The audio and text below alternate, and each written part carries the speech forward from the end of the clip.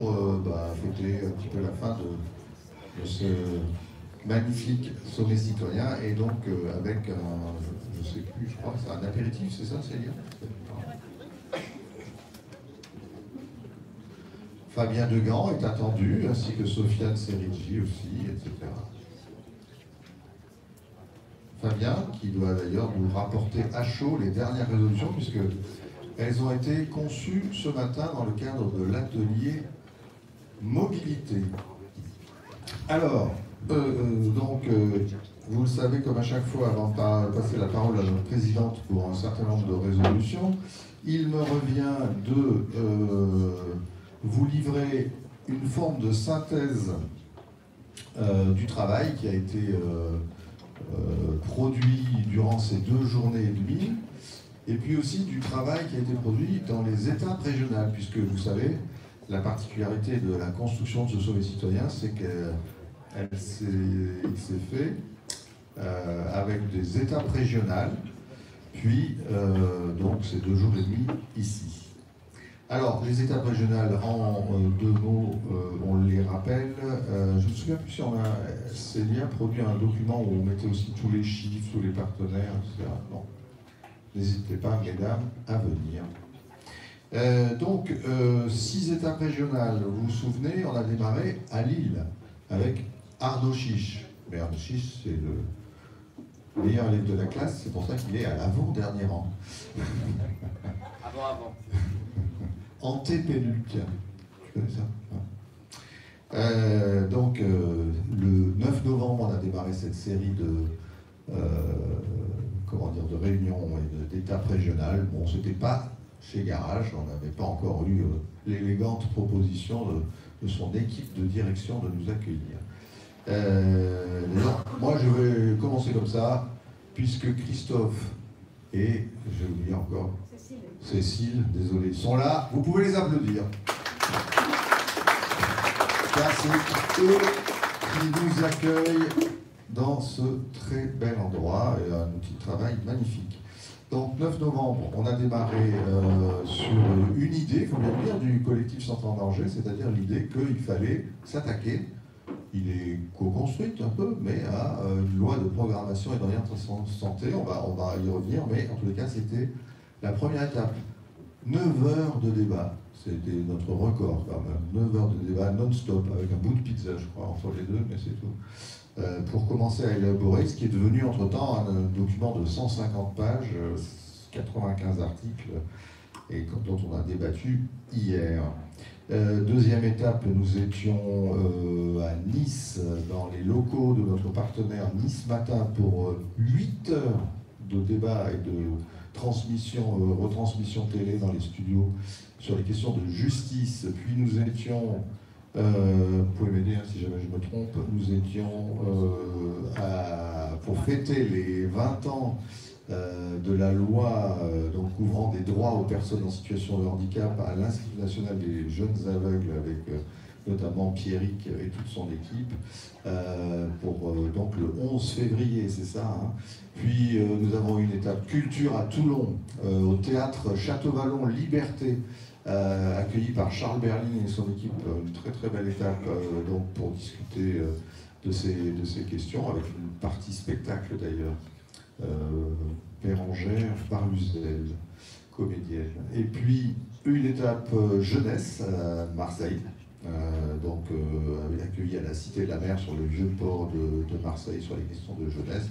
Et enfin une étape dans un des plus petits villages de France, Saint-Sauveur-Gouvernet, 240 habitants, et qui pourtant nous a accueillis comme il se doit sur les questions pendant 2 jours d'eau, bien public mondial, et notamment d'agriculture, puisqu'on est allé directement dans plusieurs exploitations agricoles voir comment désormais les agriculteurs prenaient en compte toutes les questions d'environnement. Voilà, donc c'est donc le fruit d'un double processus de concertation locale et nationale qui a permis d'élaborer au total 150 résolutions. Alors vous doutez bien qu'on ne va pas vous présenter 150 résolutions maintenant, ça serait bien trop long, mais c'est à peu près le résultat de cette plateforme programmatique auquel il faudra ajouter en direct à chaud. Tu as droit à 3 résolutions majeures, Fabien Degand, merci. président régional de Mobiliance, pour nous parler de mobilité. Voilà, j'en ai fini comme toujours avec mes laïus qui sont trop longs, c'est pareil. Et donc, nous allons successivement parler dans l'ordre. Donc d'abord, je vais passer la parole 2 minutes à Aurélie Gros, parce que comme on va démarrer par l'international, c'est pas pareil qu'on démarre. On fait les résolutions dans le sens de la tenue des débats. Voilà. Donc Aurélie, je te laisse lancer ton voisin de droite, géographiquement, je veux dire. Je suis ravie de donner la parole à Abdoulaye, notre grand témoin et d'ouverture notamment, et merci, qui vient du Sénégal, un pays ami avec qui on a plein de projets. Donc je te laisse la parole. Je suis encore plus court que M. Pelé. Abdoulaye Séné, secrétaire général du Forum mondial de l'eau.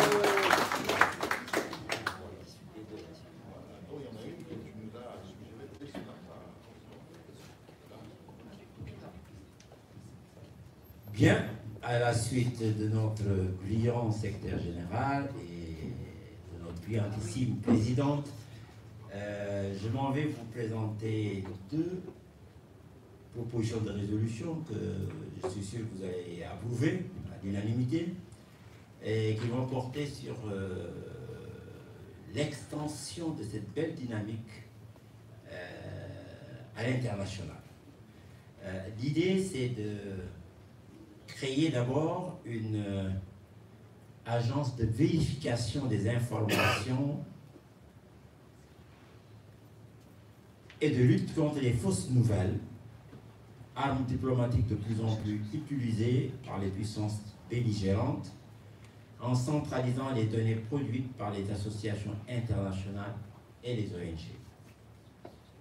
Je pense que cela ne nécessite pas davantage de commentaires. Il s'agit d'être plus transparent. Il s'agit de cultiver plus de solidarité, plus d'éthique. Et nous en avons besoin pour un dialogue qui soit productif et qui soit solidaire. Ça, c'est la première résolution. La deuxième va porter sur la mise en place d'un sommet citoyen international. Vous avez beaucoup travaillé, bien travaillé en France, au niveau des différentes régions. L'idée serait maintenant de poser un pied dans l'international en organisant en 2026 un atelier régional à Dakar, au Sénégal. Et nous comptons bien sûr le faire, pas seul, mais en y associant nos amis de Tunisie, nos amis du Maroc, nos amis du Mali et de toute la sous-région ouest africaine, histoire donc de démontrer que la citoyenneté n'a pas de frontières et que dans un monde que l'on dit de plus en plus fragmenté, on comptera davantage sur les citoyens pour ressouder ce monde et le rendre plus humain. Voilà la deuxième proposition de résolution qui vous est faite et que je pense aussi vous allez appuyer avec des applaudissements. Voilà.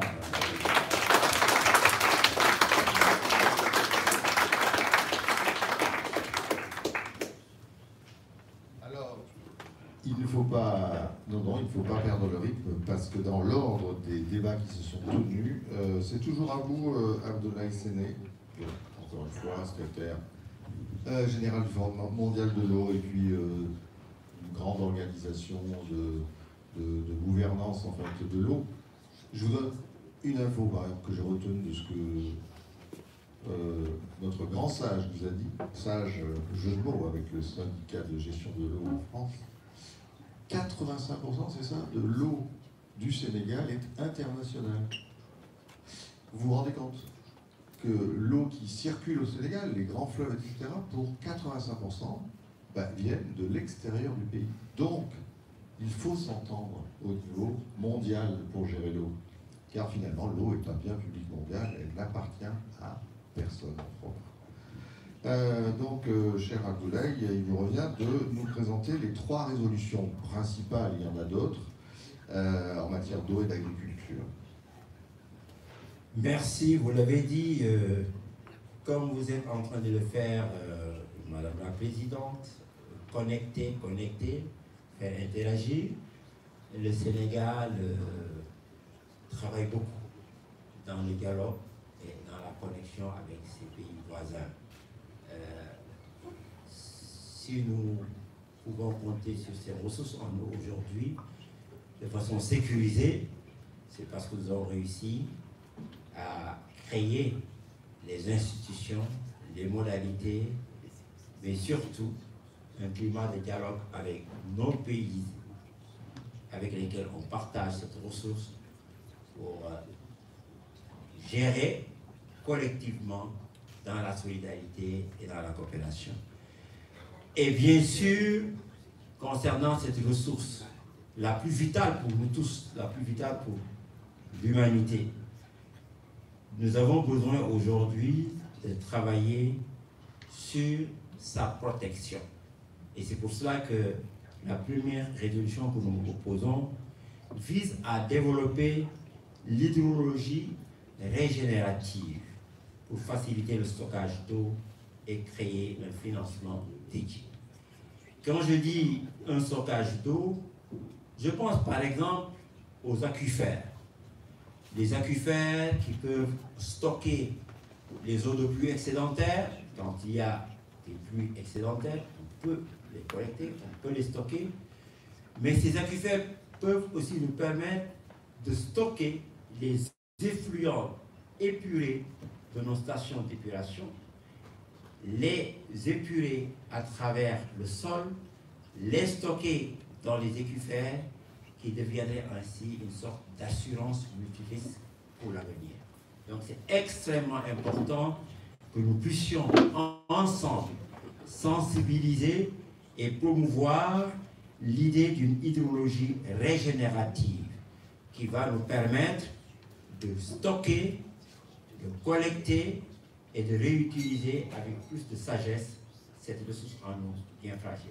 Ça, c'est la première résolution. La deuxième résolution, bien sûr, vise à mettre en place un système de péréquation pour une équité entre collectivités urbaines et rurales, compte tenu des écarts de coûts très importants pour la gestion des réseaux. Là, nous sommes dans la solidarité. Nous sommes dans la solidarité qui voudrait que ceux qui ont plus de capacité de payer puissent, dans le cadre de mécanismes de tarification solidaire, soutenir ceux qui ont plus de difficultés à payer ou ceux qui ont peut-être des réseaux qui ont moins de possibilités de générer des revenus. Donc on est vraiment dans la solidarité. On est dans cette humanité qui nous permet de partager et de faire de la péréquation. Donc la deuxième proposition vise à créer ce système de péréquation. Je dois vous dire qu'au Sénégal, nous travaillons beaucoup sur la question pour faire en sorte que les prix de l'eau en milieu urbain soient les mêmes que les prix de l'eau en milieu rural, parce qu'il arrive qu'en milieu rural, on paye 10 fois plus le mètre cube d'eau qu'en milieu urbain. Troisième, compact. La dernière va être beaucoup plus compacte. Alors, élargir la gouvernance de bassins versants en associant agriculteurs, citoyens, collectivités, acteurs économiques et du tourisme dans une logique de co-construction. Si on co-construit, on s'entend. Troisième et dernière proposition. Merci. Merci. Vous savez que le fruit d'un débat très très riche, et bien sûr vous retrouvez, je ne l'ai pas dit, hein, vous retrouvez sur le site internet et dans le document qu'on vous donnera les 150 résolutions qui vous montreront la qualité du travail produit. Alors, il y a eu un débat autour des questions d'information. Il y avait des aspects internationaux, des aspects plus locaux et en lien avec la jeunesse. Donc, 3 résolutions retenues, cher Abida, mais bon, je rappelle les fonctions de direction des relations extérieures de l'Union africaine, de porte-parole du gouvernement de Tunisie, des petites fonctions faciles comme ça, vite fait. En ce moment, vous auriez cette fonction en ce moment-là, je crois quand même, dans les heures assez graves que nous vivons, je pense que ça ne serait pas simple. Ça ne l'est toujours pas d'ailleurs. 3 résolutions donc en matière d'information. Et la meilleure de tous, c'est journaliste. C'est ce titre que je chéris, moi. Ah, d'accord, excusez-moi. Alors, je n'ai pas le verbe ni la diplomatie de Abdoulaye. Je vais vous citer les 3 résolutions. Alors, premièrement, rendre obligatoire le principe de KYC, c'est-à-dire les procédures de vérification d'identité sécurisée, la chasse aux faux profils, pour toute inscription sur un réseau social. Et ça, je pense qu'on est tous d'accord sur ça. Deuxièmement, imposer un contrôle des algorithmes développés par des réseaux sociaux à évaluer en tant que médias. Et la 3e et dernière résolution, créer au sein du programme scolaire un enseignement à l'information et à l'utilisation des réseaux sociaux, ce qu'on appelle l'éducation aux médias, et nous en avons grand besoin. Voilà. Merci beaucoup, Anita.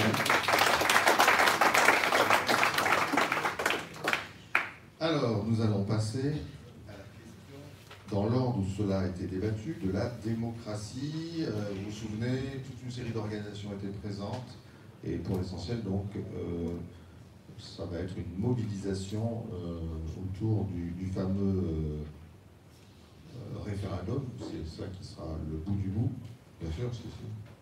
Alors, donc, 5 résolutions, Madame la Présidente, c'est à vous. Alors, je me substitue à Armel Lecause, que j'embrasse, de Démocratie Ouverte, cofondateur de ce sommet, à qui on fait un coucou, mais qui était présent hier. Donc, la première, inscrire les organisations du sommet citoyen dans la démarche d'une coalition pour le renouveau démocratique. Donc, cette coalition qui nous a été présentée hier matin. Soutenir la pétition nationale pour une convention citoyenne du CESE consacrée à la démocratie. Donc, si vous n'avez pas encore signé, il y a encore, je pense, les affiches dans l'entrée avec le QR code et l'inscription au WhatsApp qui vous permettra d'aller signer la pétition. Appeler à l'organisation des États généraux de la démocratie. Demander la convocation d'un référendum ratifiant les modifications constitutionnelles issues des États généraux. Et ouvrir le droit de vote à 16 ans pour les élections locales et européennes. Merci beaucoup.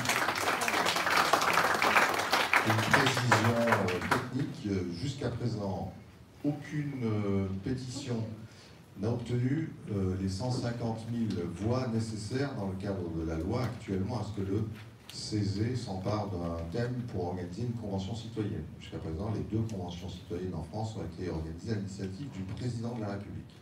Et donc, c'est pour ça qu'il y a cette grande mobilisation. Si on obtient 150 000 votes, alors il y aura pour la première fois une convention citoyenne à l'initiative des citoyens. Ça peut paraître paradoxal, mais c'est ainsi en France. Nous avons un monarque républicain. Alors, nous allons passer à un sujet éminent, puisque c'est l'occasion pour nous de resaluer encore à l'empéniabrequien rang un certain Arnaud Chiche, fondateur avec nous tous du sommet citoyen. Santé. Ma grand-mère disait maladie n'est pas santé, mais santé. Enfin bref, je sais plus, il y avait une blague avec le thé de santé, j'ai perdu. Monique, donc c'est à toi qu'il revient de nous décrire ces 3 résolutions, dont il faut le dire, qu'elles résument. Comment? Pour le vote? Ah, bah. Bon, hier il n'y avait pas celui sur l'eau, on a peut-être des fois des petites difficultés techniques, oui. Mais on va avoir 3 mois pour les voter, on va vous expliquer. Donc 3 résolutions qui tentent de résumer ce travail énorme qui a été fait pendant des mois et des mois. Alors, la première résolution, c'est adopter une loi de programmation et d'orientation tous les 5 ans dont la rédaction sera assurée pour plusieurs groupes de travail associant parlementaires, anciens ministres et tous les professionnels de santé et citoyens. Créer un groupe de travail spécifique au projet de loi de programmation et d'orientation consacré à la gouvernance et aux questions de financement. Envoyer à tous les relais d'opinion le projet de loi 3e version en cours de consolidation et lancer une campagne de communication « La santé, c'est la vie », appelant à ce débat national. D'accord. Bon. En tous les cas, vous voyez, ça débat jusque dans les dernières secondes. Mais il est un moment important maintenant, c'est quel est votre point de vue sur ces 3 résolutions?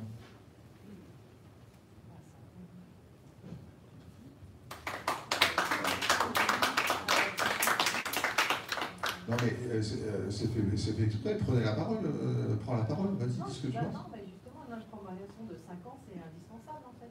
Ouais. Donc en fait, vous êtes d'accord avec les résolutions? Bah voilà, génial. Allez, on recommence. Applaudissements. Bravo. Et merci Arnaud. Alors, eh bien, on va passer à un champ essentiel, parce que moi, je le mets au-dessus du reste, celui-là, je l'ai dit tout à l'heure, et c'est bien pour ça que je pense qu'il faudra un jour qu'on le constitutionnalise, ou alors, en tous les cas, l'égalité soit réelle, totale, absolue. C'est donc le champ du handicap. C'est à toi, cher Pierrick. Merci, cher Stéphane. La première résolution que nous avons adoptée en ces temps de sérieux budgétaire nécessaire, c'est de créer un mécanisme de contrôle pour s'assurer que les aides publiques sont bien orientées, utilisées et uniquement dans l'intérêt des personnes en situation de handicap. Ensuite, nous avons acté la nécessité d'organiser des campagnes de sensibilisation et des journées d'initiation à destination des personnels dans les entreprises et les écoles, parce que changer la société, ça passe par l'éducation dès le plus jeune âge et tout au long des formations. Ensuite, nous avons acté la nécessité de former les accompagnants d'élèves en situation de handicap à hauteur de 120 heures et leur garantir un contrat de 35 heures, parce que, en effet, pour permettre un réel programme éducatif et un parcours professionnel, il faut pouvoir être réellement appuyé dans sa scolarité. Nous avons ensuite acté la nécessité de rendre accessibles tous les sites internet et outils numériques de la fonction publique, parce que le numérique est indispensable aujourd'hui et qu'il est d'ailleurs plus facile de rendre accessible le numérique que le bâti.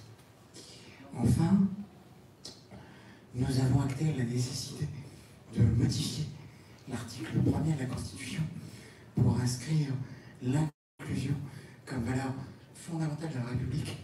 Et au-delà de ça, le premier des champs qui devra nous mobiliser, c'est la question de l'accessibilité qui est primordiale pour l'ensemble de nos concitoyens. Merci Pierre.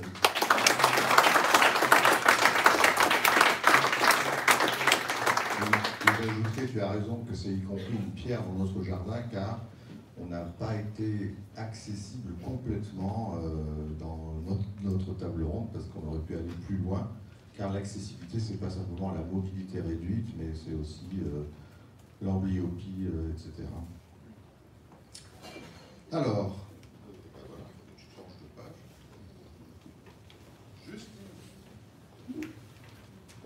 Justice dans le pays. C'est parti. C'est parti.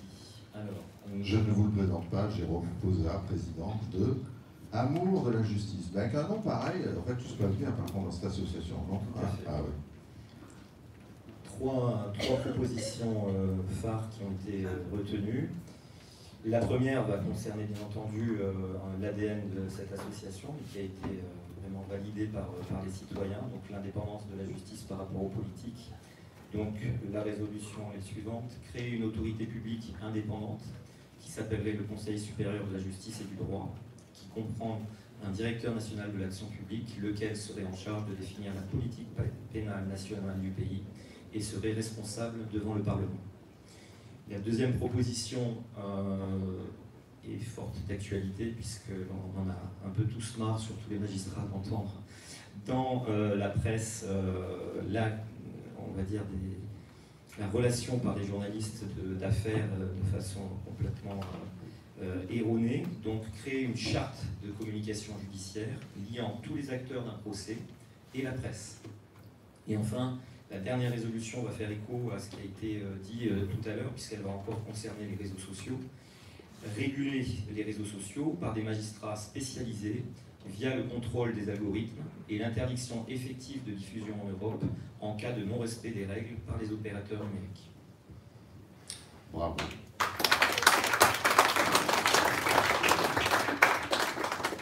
Alors vous voyez que de temps en temps, il y a à travailler dans la finesse, parce que ici, il est question des magistrats pour réguler. Ailleurs, dans l'information, tout à l'heure, il a été dit qu'on voudrait considérer les réseaux sociaux comme des médias et donc pouvoir en faire le contrôle, par exemple par l'ARCOM. Or, on sait que les patrons des réseaux sociaux ne veulent surtout pas être considérés comme des médias parce qu'ils auraient bien trop d'obligations. Ils préfèrent continuer à laisser passer la saleté du monde. Alors, entreprise, Madame la Présidente, il y a eu un excellent petit déjeuner qui s'est passé vendredi matin à l'initiative de la CPME de la CCI et notamment de son président Laurent Deporter, et donc qui nous ont proposé quelques réflexions qui, pour elles, cela n'avait pas été travaillé en amont dans une étape régionale. Tout à fait. Donc la première résolution, rendre obligatoire la concertation avec les acteurs économiques et les pouvoirs publics pour coordonner les politiques publiques visant à faire territoire. La deuxième, créer une gouvernance entre les entreprises et tous les autres acteurs du territoire pour réaliser cette coordination, à l'instar des bassins versants permettant solidarité et action collective dans la gestion de l'eau.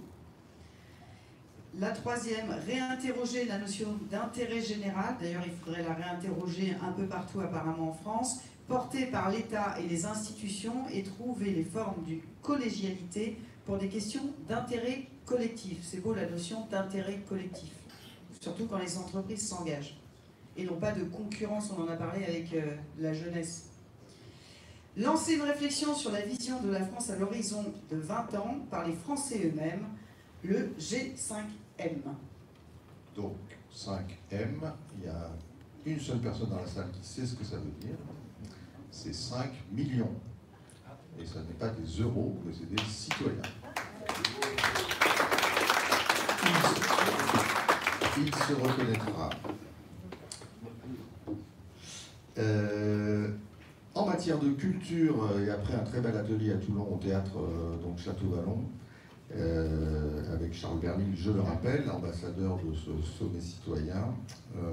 4, c'est ça? 4 résolutions, chère Isabelle Andrieux, qui nous a rejoint un peu plus tard dans le sommet parce qu'elle avait plein d'autres choses à faire. Elle est à la fois la déléguée nationale de Crée ton avenir, donc il y a plus de 10 ans maintenant, c'est ça, une grosse association qui fabrique de la relation entre les entreprises et l'éducation nationale pour notamment les stages de troisième, mais pas que maintenant, de seconde, etc., le parcours de découverte des métiers. Et par ailleurs, elle est à la tête du collectif orientation qui réunit toutes ces associations qui interviennent entre entreprises et éducation nationale. Merci Stéphane. Alors, les 4 propositions. La première, donc, instaurer une taxe de 0,01% sur les bénéfices des plateformes de streaming pour abonder un fonds de création indépendant d'environ 20 millions d'euros.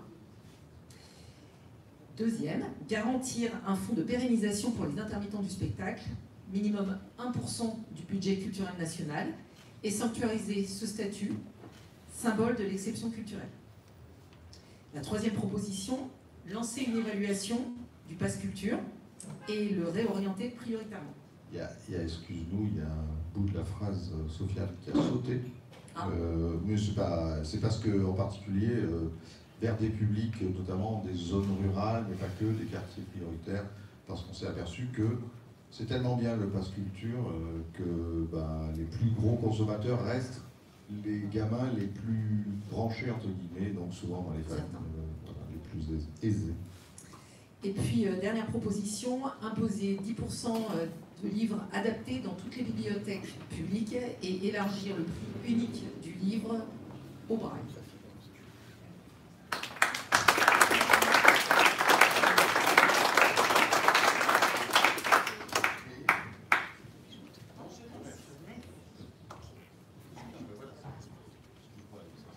Alors, et je termine par la représentante de Marseille, Annie Lévy-Mosiconacci, médecin, généticienne, chef de service à l'hôpital Nord de l'assistance des hôpitaux de Marseille et supportrice de l'OM, comme moi. Tant pis, Arnaud, désolé. Tant pis mais pour vous, vous serez à jamais les deuxièmes. On sera jamais les meilleurs. Vous voyez, avec Arnaud, en plus, on a même des contentieux sur le football. Faut vraiment être con. Et Annie, il y a une bonne équipe aussi, quand même, non, Arnaud? Oui, bien sûr, Lille, génial. Et puis il y a surtout une très grande équipe à côté, à Lens.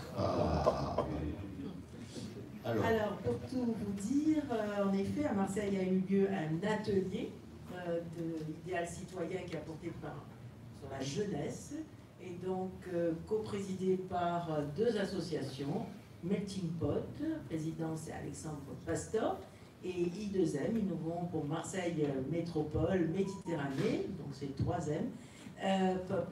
Je suis la présidente, voilà. Et donc le thème était, pour cette année, pour Idéal Citoyen, nous avons réfléchi comment faire citoyen, et on a posé la question à nos jeunes Marseillais.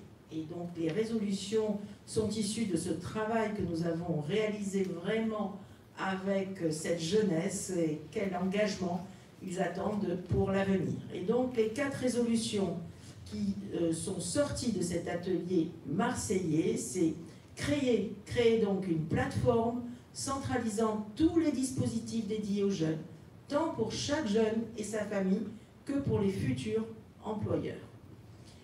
Deuxième résolution, c'est créer un parcours citoyen obligatoire dès la 6e.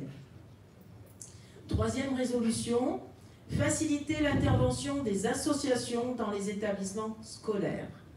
Et enfin, la 4e résolution de cet atelier d'idéal citoyen à Marseille, c'est créer un service acte à la française pour une mise en place dès le primaire d'un enseignement spécifique à l'engagement, au bénévolat et aux arts de la parole.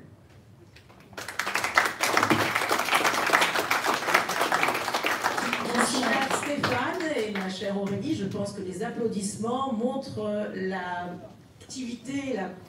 l'attractivité de nos résolutions. Qui sont aussi issus des débats qui ont eu lieu dans toutes les tables rondes et notamment des excellents échanges avec les gagnants de notre trophée citoyen, une lettre, un sourire, qui ne cesse à travers leur association qui est à destination des personnes en situation d'isolement, mais aussi d'inclure beaucoup plus la jeunesse dans les actes citoyens. Merci, on est très fiers que vous ayez gagné. Je tenais à redire, mais on n'a pas fini parce que mobilité. Donc pourquoi ça n'est pas inclus dans tout ce travail-là et lancé? Parce que ça vient d'être fait, ça a eu lieu tout à l'heure, et avec le sourire et beaucoup de gentillesse, Fabien Degan va nous faire donc un petit résumé en 3-4 résolutions, mais c'était une très chouette table ronde donc sur les questions de mobilité. Et on remercie encore Mobiliance. Non, simplement la mobilité, c'est vrai que c'est un tout petit sujet, hein. Mais sans mobilité, il n'y a pas de vie sociale. Sans mobilité, il n'y a pas d'entreprise. Sans mobilité, il n'y a pas de salariés. Et sans mobilité, il n'y a pas de soins. Voilà. Donc, si vous voulez, aujourd'hui, c'est vrai que la mobilité est très importante. Donc, on a fait, je ne vais pas être long, on a fait 4 résolutions. Je vais vous les donner, donc je ne les connais pas encore par cœur, enfin bien, même si je les ai un petit peu en tête. Donc la première, c'est garantir la stabilité réglementaire pour une fiscalité pérennisée. En effet, sur les 5 dernières années, il y a eu 15 lois, et on est en train de faire la 16e. concernant le bonus-malus, par exemple sur les véhicules, sur les camions, j'en passe et d'autres. Alors ça veut dire que pour tout ce qui est dispositif, puisqu'on est dans une transition écologique, tout ce qui est dispositif concernant l'électromobilité, effectivement, il faut qu'on ait une stabilité aujourd'hui des lois fiscales. Ensuite, après, il faut qu'on crée également, donc ça c'est une autre résolution, il faut qu'on crée un écosystème mobilité favorisant l'innovation technologique. Je m'explique. Aujourd'hui, on doit être capable, avec toutes les technologies que l'on a, d'avoir une carte qui nous permette de prendre la voiture, d'abord le vélo, ensuite, pourquoi pas avant la trottinette, ensuite le vélo, la voiture, le train, j'en passe et des meilleurs. Donc ça, c'est ce qui peut garantir une meilleure mobilité. Ensuite, après, toujours pour l'électrification du parc dans son ensemble, camions, bus, vélos et également véhicules, automobiles, plafonner le prix de l'électricité domestique pour garantir un tarif accessible aux ménages français. Je m'explique. Là, pareil, on nous parle d'une augmentation de 20% l'année prochaine du prix de l'électricité. Comment voulez-vous vendre aujourd'hui des véhicules électriques en ayant 20% d'augmentation du prix de l'électricité? Donc il faut rassurer les clients, sachant que derrière arrive, d'ici combien de temps je ne sais pas, mais la TICPE qui est sur les produits pétroliers et qui pourrait se mettre sur le prix de l'électricité. Et enfin, dernière chose, baisser la TVA sur les véhicules électriques. Quand je dis véhicules, c'est bien sûr l'ensemble, hein, mais au lieu de demander une TVA à 20%, donc d'avoir bloqué complètement le marché, trottinette, vélo, véhicules, poids lourds bientôt, donc plutôt que d'avoir bloqué tous ces marchés-là, de faire une TVA à taux réduite, ce qui permet de faire une transition intelligente. Voilà, merci de votre écoute. Merci beaucoup, président régional Hauts-de-France de Mobiliance. Et ensuite, Fabien, je t'applique l'article 40 citoyen, parce que si tu fais perdre une recette à l'État, il faudrait que tu me la remplaces par une autre. Donc, à qui tu prends l'argent? Alors, simplement, mon cher Stéphane, aujourd'hui, par exemple, un exemple. Il manque 500 000 véhicules en vente, d'accord? Tu fais 500 000 multiplié par le taux de la TVA qui est à 20%, d'accord? Tu multiplies par, donc 500 000 multiplié par 0,20, d'accord? Un prix moyen, enfin 500 000 multiplié d'abord par un prix moyen qui est en gros 35 000 à 40 000 euros, d'accord? Tu multiplies, mettons 35 000 euros par 0,20, ça fait 7 000. Tu multiplies donc par 500 000, tu vois déjà ce que ça donne. Donc plutôt que de ne plus vendre de voitures, de ne plus vendre de camions, de ne plus vendre de vélos, effectivement, faisons une TVA à un prix réduit, et à ce moment-là, ça nous permettra de continuer à vendre le matériel et faire la transition écologique. Excellent raisonnement, c'est ce qu'on appelle les mesures vertueuses, en effet. Bravo. Madame la Présidente, vous revient, pardon, excusez-moi, de nous dire quelques mots pour conclure avant de prendre un apéritif citoyen fraternel, hein, on a bien compris ce matin. Merci. Non, je souhaitais simplement vous remercier pour les excellents débats, pour ces échanges, pour cette capacité qu'ont les citoyens et les associations à être dans l'intérêt général, à ne pas fonctionner en silo. Et je trouve que c'est ça aussi qui fait la force du collectif et du mouvement, c'est d'être de plus en plus nombreux. Aujourd'hui, on est 3000 associations. L'année prochaine, on sera peut-être 4000 associations, 5000, 6000, 1 million. Soyons fous.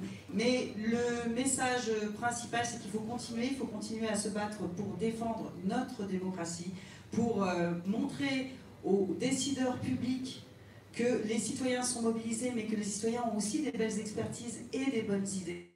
Donc c'est un peu tout ce travail qu'on mène. Ce ne sont pas des réunions et des palabres à discuter, même si c'est bien sympathique d'être tous autour d'une table, de partager un verre de l'amitié. On a quand même fourni, il y aura 150 résolutions, elles seront en vote jusqu'au mois de septembre. Tout le monde pourra voter, donc vous, les membres de vos associations, je pense que c'est important. Il faut montrer cette vitalité citoyenne. Mais le plus important dans tout ça, c'est surtout la réussite de ces événements est due à 2 facteurs. 1, le lieu. Donc, Christophe, Cécile, merci. Et évidemment, l'ensemble des équipes de garage qui ont fait un travail fabuleux. Mais surtout, celles et ceux que j'aimerais qu'on applaudisse, c'est Stéphane, notre secrétaire général. Et ensuite, ensuite, quand même, voilà, Célia, Sophia, Audrey, Mara, Fanny, toute l'équipe France, notre stagiaire, toute l'équipe qui s'est investie, qui a travaillé jour et nuit, les samedis, les dimanches, parce que c'est des gens qui ont ça chevillé au cœur. Donc je les remercie parce qu'ils sont hyper engagés et ça fait du bien d'avoir l'engagement comme ça dans une équipe. Donc merci à toutes et à tous, et je pense à vous tous qui avez passé ces 3 jours à nos côtés, ainsi que ceux qui sont passés, qui sont partis, voilà, tous les fondateurs, évidemment, tous les cofondateurs de ce sommet depuis maintenant 4 ans qu'on est ensemble. C'est important de le dire, on a fait un formidable travail. Des fois, c'était pas simple, mais voilà, le résultat est là et on va continuer. Voilà, pour défendre la mère des batailles, la démocratie. Bravo. Et bonne journée à vous.